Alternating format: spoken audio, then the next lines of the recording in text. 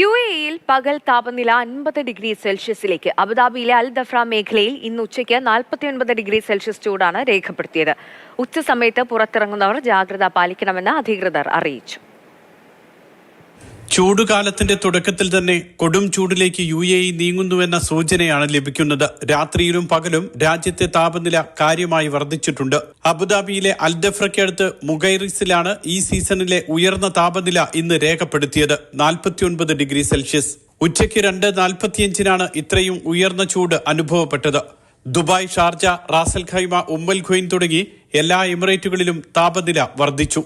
രാത്രി 8 മണിക്ക് പോലും 38 ഡിഗ്രി സെൽഷ്യസിനടുത്താണ് ദുബായിലെയും ഷാർജയിലെയും താപനില. മലയോര മേഖലയായ അലൈനിൽ പുലർച്ചെ 5 മണിക്ക് പോലും 20 ഡിഗ്രി സെൽഷ്യസിന് മുകളിൽ ചൂടുണ്ട്.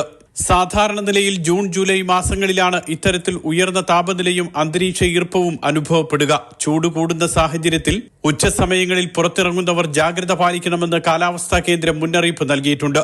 അടുത്ത മാസത്തോടെ രാജ്യത്ത് തൊഴിലാളികൾക്കുള്ള ഉച്ചവിശ്രമം നിലവിൽ വരും. Mathrubhumi news, Dubai.